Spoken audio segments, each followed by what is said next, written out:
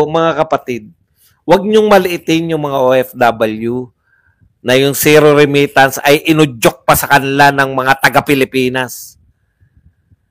Matatalino po yan. Nag-organize nga sila. Akala nyo ba taga-Pilipinas pa nag-organize sa mga OFW?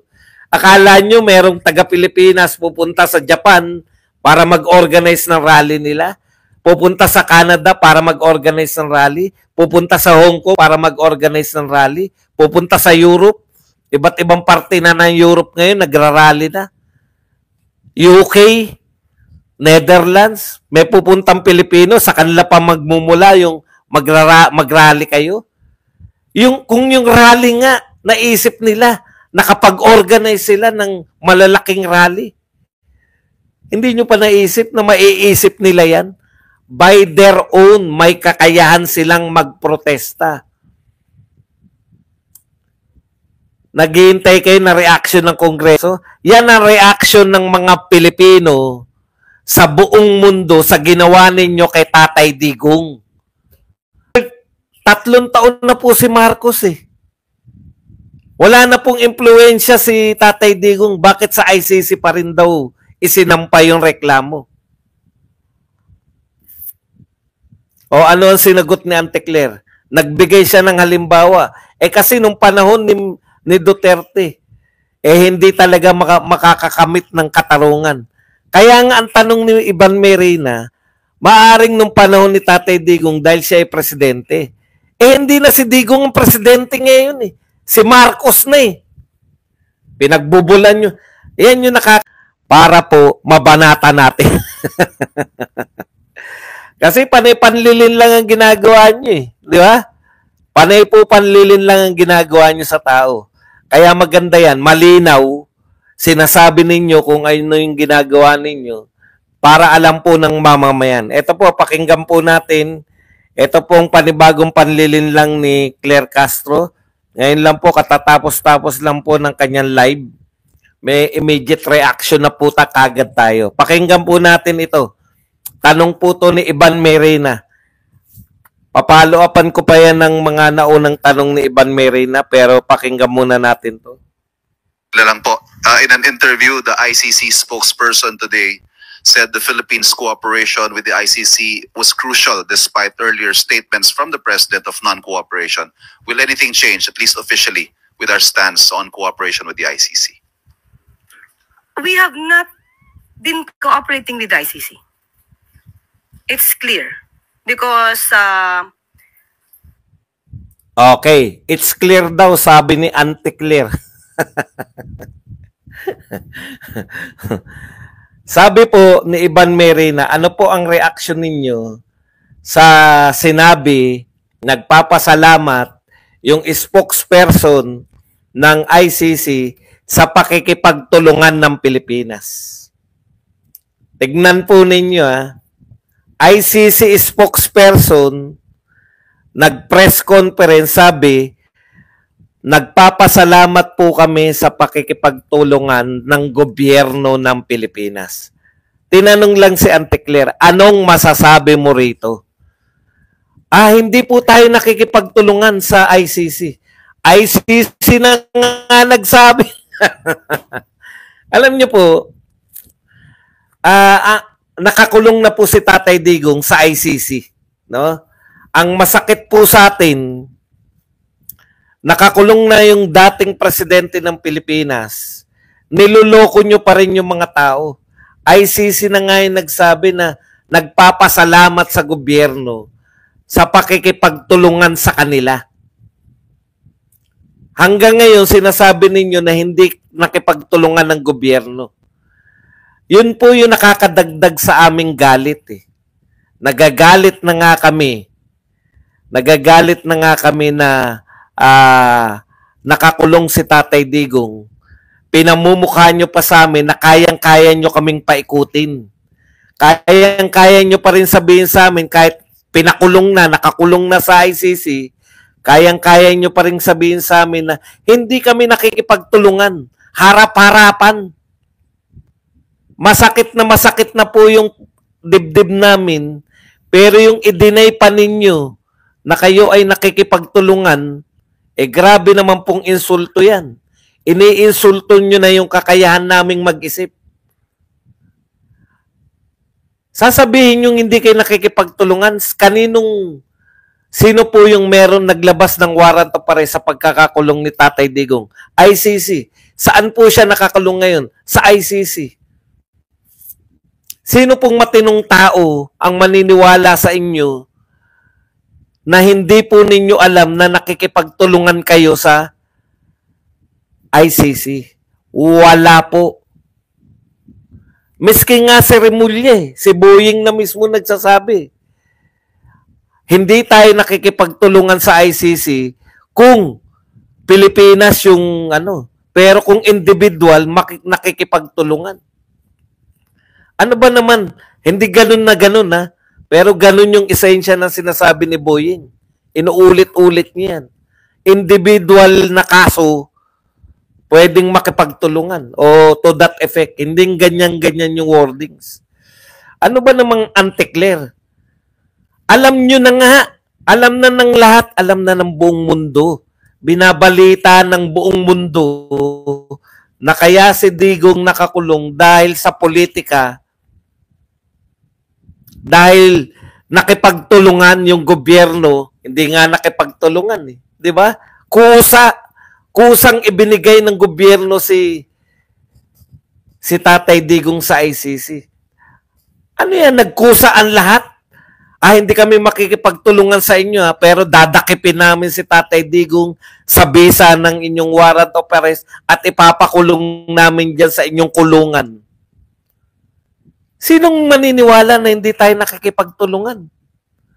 Huwag nyo nang pinaiikot yung mga tao. Aminin nyo na yung ginawa nyo. Bakit nyo kami pinagsisinungalingan ng harap-harapan? Dinadagdagan nyo lang yung galit ng mga tao. Dagdag pa na isa.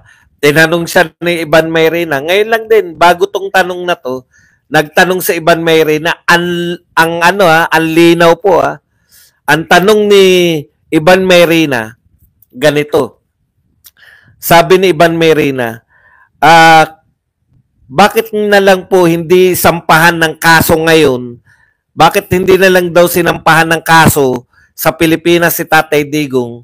Noon daw, katanggap-tanggap pa.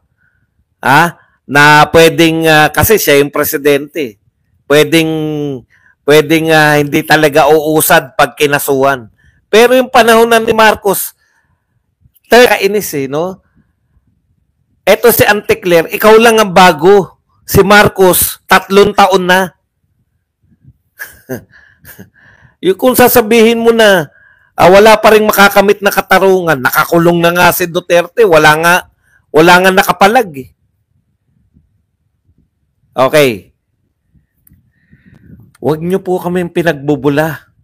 Tignan nyo po kung gaano kalupit tong mga susunod pong papakinig ko, kung gaano kalupit tong mga makinig kayo mga OFW. Ganito po ang tingin sa inyo ng mga media. The stance of the President regarding the jurisdiction of ICC over the Philippines remains. Salamat po. Thank you. We have Ann Soberano, Bomborazo.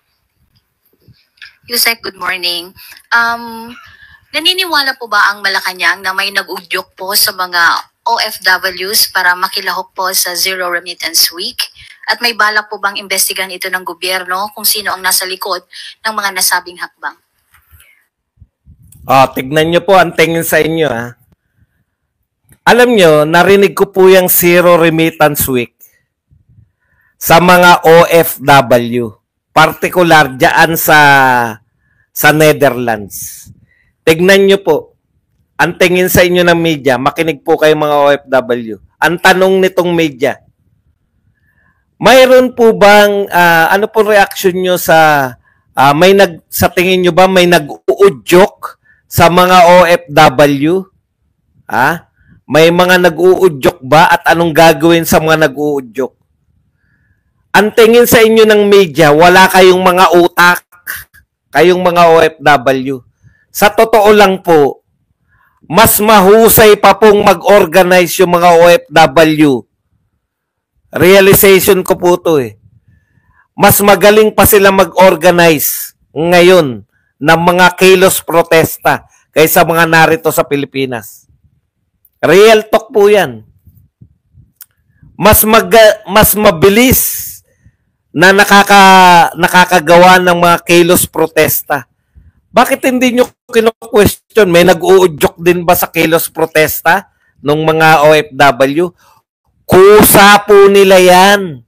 Yang OFW may kakayahan pong mag-isip. Sa tingin nila, ito ang kanilang pinakamabisang paraan para masaktan nila yung magkaroon ng reaction yung Pilipinas at sabihin nila na ayaw namin ng ginagawa ninyo. Hahanapan nyo na naman, sasabihin nyo, sino nag-uudyok dyan? Kahit hindi nyo po udyokan yung mga OFW, mas matalino pa sa amin yung mga OFW. Real talk po tayo. Yung mga OFW, buong mundo na po yan. Ibig nyo sabihin, may nagkukumpas pa rin dyan. Kanya-kanya po yan. Yung mga OFW ng Canada, may manawagan lang, nagpupuntahan. OFW ng Japan, magkita-kita tayo rito, magpupuntahan. OFW ng, akala nyo ba organisado yung mga taga-Hong Kong? Libo-libo yung nagpunta ron. Narinig lang nila sa mga vlogger, narinig lang nila sa mga kapwa nila OFW na darating si Tatay Digong. Hindi nila kinakailangan na i-organize sila, udyukan at kung sino. Kusayang mga yan. May nakaisip sa mga OFW, malamang zero remittance, ang bilis na ng kalat niyan. Real talk po tayo. Wag po nating tokis lang tayo sa OFW na mga OFW, mga modern day heroes. Alam niyo ba yung bakit sinasabing heroes ang mga bayani?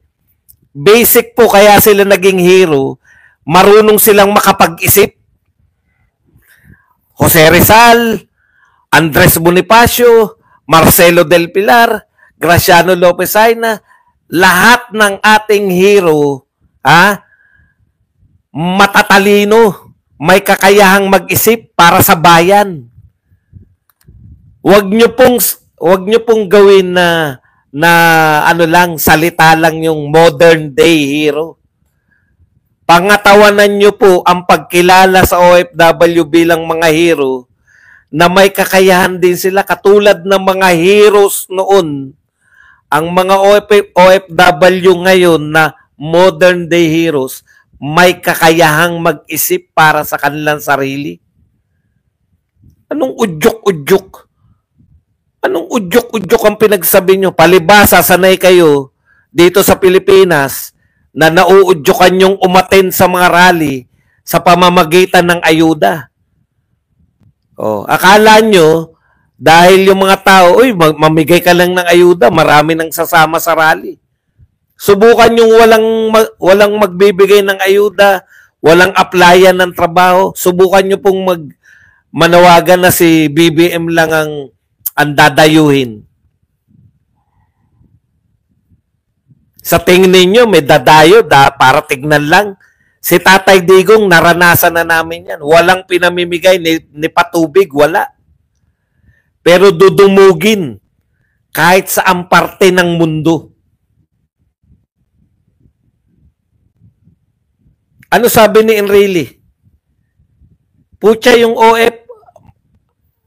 eto sabi ni Enrile, sa balitang ito ng GMA News. Enrile on calls for zero remittance week. Think about consequences. Ako po sa totoo, nung narinig ko tong zero remittance week, okay talaga tong mga OFW. Kung ano-ano naiisip para makapagprotesta. Hindi ko po alam na ganyan na magiging reaction nila. Hindi kasi ako ekonomista eh. Sa politika lang ako eh. Pero kung ganito po ginuguro ba? Parang hindi naman. 1 po kayo, 1. Parang matik na pag marami na nanonood sa atin. Mag-1 po kayo pag okay na tayo para salita ako ng salita eh. 1 lang po, 1 lang. Okay na. Saglit lang yan. Masyado kayo mainipin eh. Okay, balik po tayo. Dapat daw mag-isip, no? Yung mga OFW sa mga consequence ng kanilang ginagawa. Ibig sabihin, effective po yung panawagan nila. Halos lahat nagre-react eh. Kasi po, ang lalaki ng rally sa ibang bansa, hindi sila nagre-react. Napansin nyo ba? Yung mga taga-Pilipinas, nakikita po natin yung mga rally po tuwing weekends. Siguro pag walang mga pasok ng mga Pilipino, nagra-rally po sila. Ngayon, ito po, napakalaki po nitong rally na to dahil birthday ni Tatay Digong. Dito sa Pilipinas, ang dami po. Namimili nga ako kung saan ako pupunta eh. Merong Paco, merong Liwasang Bonifacio, at etc. etc. Okay. Ngayon, ito po, ang sabi rito, no? Si Enrile mismo to nagsasalita. Whoever advise Filipino OFWs to suspend the remittance of their earnings abroad to the country should think many, many times about the adverse consequence of that advice. Una, iniisip pa rin talaga nila, no, na may nag-a-advise lang dyan sa mga yan. Na yung mga OFW ay kinakailangan pa nilang udyukan. Maniwala naman kayo sa mga OFW natin. Alam nyo po, mas matatalino po sila. I-average nyo po yung mga Pilipinong naiwan dito sa Pilipinas at yung mga Pilipinong nasa abroad. Marirealize nyo po na mas matatalino po yung mga OFW natin. Hindi nila kinakailangang may mag-udyok sa kanila para ma-realize nila na kinakailangan natin gumawa ng aksyon sa ginawa nila kay Tatay Digong. Ito po ay reaksyon, ito po ay protesta nila, ito po ay mapayapang pagpoprotesta. Yung sinasabi po ninyo na maapektuhan yung pamilya nila, kinonsider na po nila yan para lang po, no, maramdaman. Kasi ang dami ng rally. Alam nyo po yung mga rallies, hindi po iniintindi ng gobyerno na natin eh. Iglesia ni Cristo nga eh. Di ba? Ano sinasabi ng Iglesia ni Cristo? Hindi nakinig sa amin ng gobyerno. 2 milyon. Grabe kung yung Iglesia ni Cristo dinila na yan sa EDSA, mas marami pa po yan. Yung 2 milyon na yan kaysa doon sa EDSA 1 at EDSA 2. Lalo na sa EDSA 2. Hindi ko alam yung EDSA, hindi pa ako tao nun eh. Yung EDSA 2, grabe. Konti lang. Wala pa yata kalahating milyon yun. Baka mga na pinakamatinong presidente, na pinakamagaling na presidente sa kasaysayan ng Pilipinas. Opo. Isama nyo na yung sila mula kay Aguinaldo, kay Quezon, Osmeña, magsaysay, lahat po yan. Sa achievement, sa ginawa, at sa impact. Talo sila lahat ni Tatay Digong. Ginawa ninyo yan.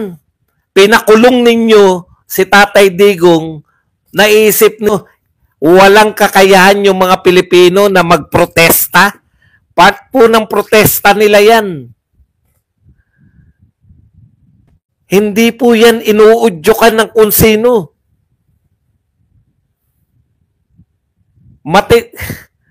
Alam nyo, kung ano-ano ang binibintang ninyo sa mga OFW, yung napakalaking rally sa Hong Kong na mas marami pa yung nasa labas kaysa yung nasa loob.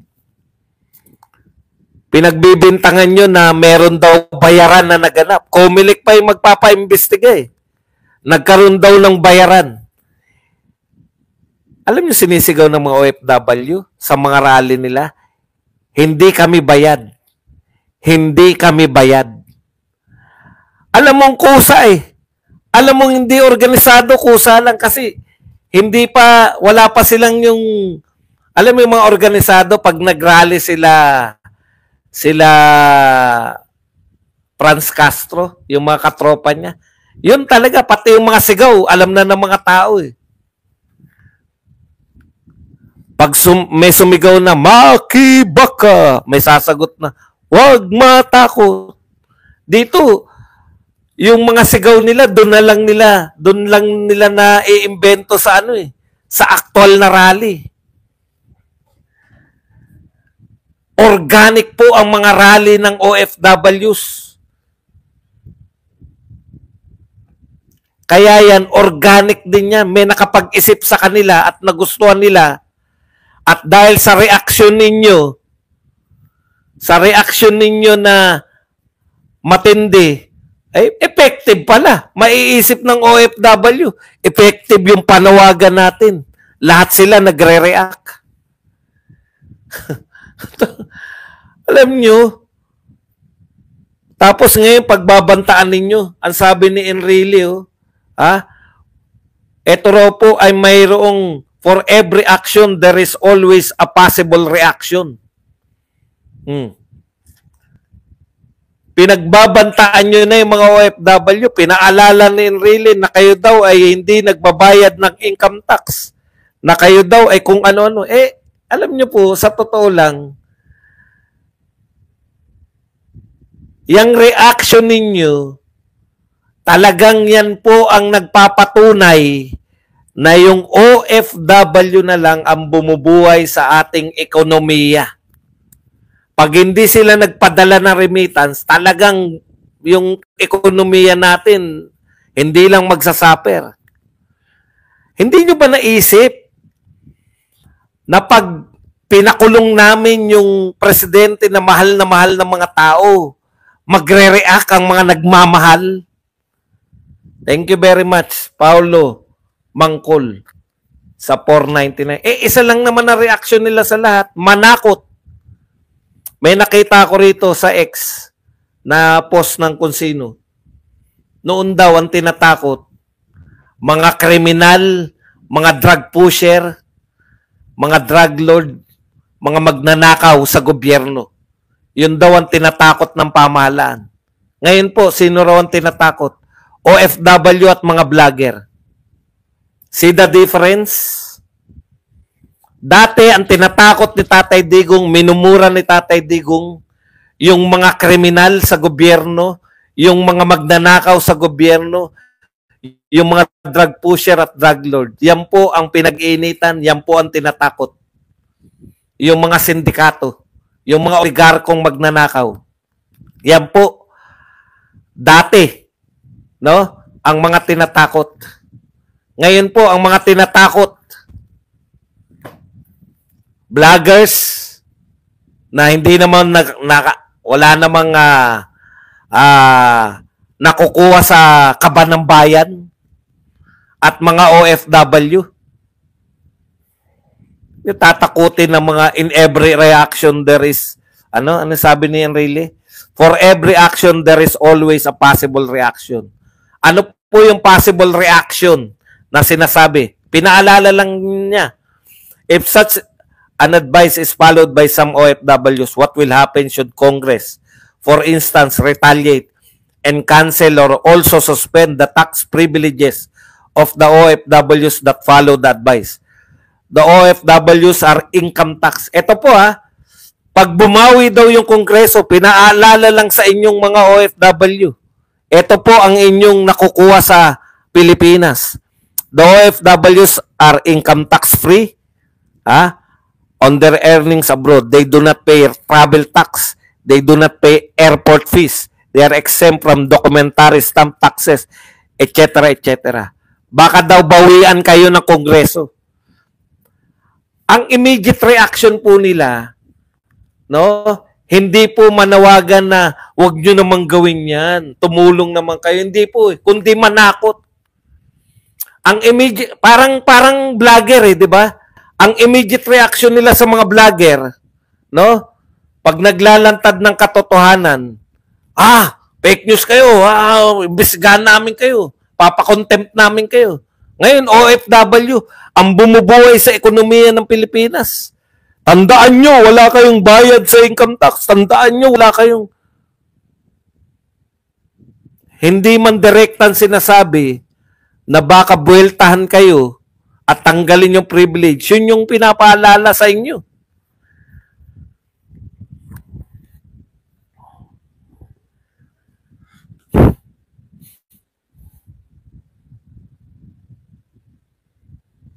Grabe po tong gobyerno natin. No? Imbes na tumugon sa mga problema, panay-pananakot na lang. Sino ba nag-udyok dyan? Palagay nyo sa mga yan. Mga bugok? They are OFWs for nothing. Huwag ka na mag-English ba dong? Ito naman po, tungkol sa ating Vice President. Pakinggan naman natin uli. Teka lang. Hi, Yusek. Magandang umaga po. Yusek, what do you want to tell to Vice President Sara Duterte following her statement that the Philippines is on the way to dumpster? Nawawala na... Okay. Tinatanong si Claire, no?